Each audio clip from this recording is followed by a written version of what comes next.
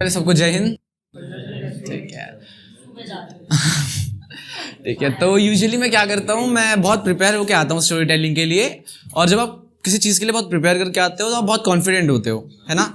But आज मैं prepare जानबूझ के नहीं हो क्या है, क्योंकि मेरे को एक बार देखना है कि क्या होता है जब आप अनकॉन्फिडेंट होते हो, कितना ही बुरा करूँगा। तो मैंने बस एक दो चीज़ें ही याद रखी हैं, कोई स्क्रिप्ट नहीं लिखी, बस जो होगा ऑन द स्पॉट होगा। तो अगर कुछ भूल गया, कुछ थोड़ा अलग बोल दिया तो सॉरी, उसके लिए हेल्प करना। और वैसे तो एक स्टोरी है सुनाने वाला हूँ। इसमें एक्चुअली एक लड़की है, एक नहीं 3 है ठीक है। तो इसको सुनाने वाला हूँ। और एक्चुअली मैं ये वीडियो यूट्यूब पे अपलोड करने वाला था, बट नहीं करना क्योंकि पापा फौजी हैं, 3 महीने बाद छुट्टी पे आ रहे हैं, 2 बेल्ट लेके आ जाएंगे फिर ठीक है, तो स्टार्ट करता हूँ। तो बात कुछ ऐसी थी कि जिंदगी से क्लास 10th और मस्ती दोनों एक साथ खत्म हो गई, क्योंकि 11th में मैंने फिजिक्स, केमिस्ट्री और मैथ्स ले ली। ठीक है।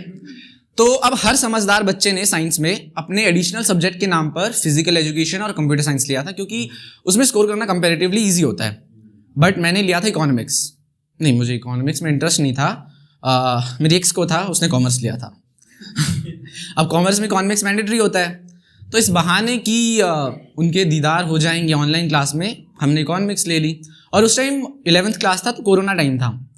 बट मेरे को थोड़ा रियलाइज हुआ कि सिर्फ मैंने इकोनॉमिक्स नहीं ली, मेरी क्लास से 2 लोग और थे जिन्होंने इकोनॉमिक्स ली थी ठीक है। एक लड़का था जिसका नाम था करण, और एक लड़की थी जिसका नाम था एडुरू लक्ष्मी चंदना रेड्डी, साउथ की थी ये। तो हम तीनों ने इकोनॉमिक्स ली थी। बट मुझे नहीं पता था कि एक्स के साथ रिलेशनशिप में आने से पहले मैं इस लड़की के साथ फ्रेंडशिप में आ जाऊंगा। ठीक है। तो धीरे धीरे टाइम बीतता गया। हम तीनों ने इकोनॉमिक्स ली थी, तो हमने एक दूसरे से बातें करनी स्टार्ट कर दी। बट फिर पता लगा कि मेरी लाइफ में ना एक बहुत रिस्पॉन्सिबल फ्रेंड की बहुत कमी है।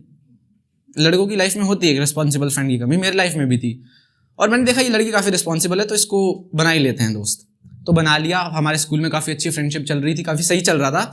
बट मैंने अब तक रियलाइज़ किया कि अगर जिंदगी में सब कुछ सही चल रहा हो ना, तो जिंदगी गलत चल रही है।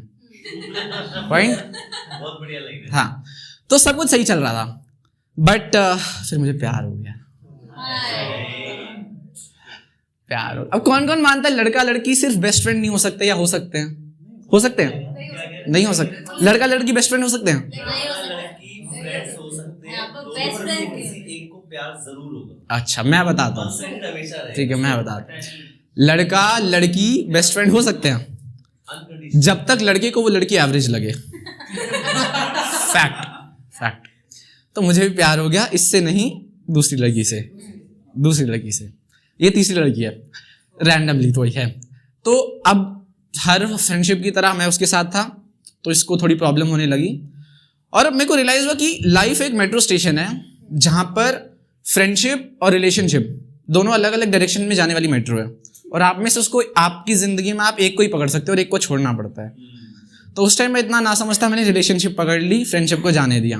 तो जैसे जैसे मेरे रिलेशनशिप में हमारा बॉन्ड खराब होने लगा, एक टाइम ऐसा है जब हमारी बातें नहीं हुई, सब कुछ बंद हो गया, फ्रेंडशिप टूट से गई थी। बट स्टिल इस लड़की ने एफर्ट्स मारना बंद नहीं किया, ये वापस एफर्ट्स मार रही थी, बोल रही थी प्रीतम प्लीज़ यार दोस्ती रख ले, बात कर ले, एटलीस्ट बेस्ट फ्रेंड नहीं तो फ्रेंड कर ले। बट मैंने नहीं माना, क्योंकि नशा ऐसा ही होता है। ठीक है।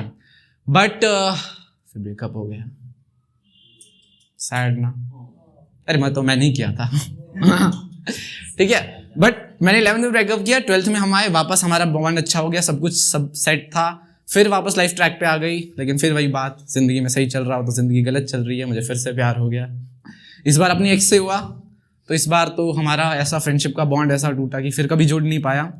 इवन आज तक नहीं जुड़ पाया। आज तक हम बेस्ट फ्रेंड्स से अभी सिर्फ फ्रेंड्स हैं। 12th में बहुत कोशिश की वापस होने की, बट कभी कुछ नहीं हुआ। 12th के बाद वापस ब्रेकअप हुआ। इस बार म्यूचुअल था ठीक है। मैं हैदराबाद में था, हैदराबाद से दिल्ली आ गया।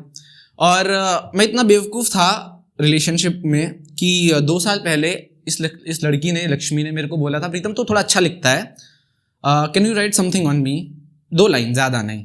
एंड आई प्रॉमिस्ड हर कि लिखूंगा। और जब मैंने स्टार्टिंग में कहा था कि स्टोरी सुनाता हूँ, मैंने झूठ कहा था। आज मैं कोई स्टोरी सुनाने नहीं, अपना वो 2 साल पुराना वादा पूरा करने आया हूँ।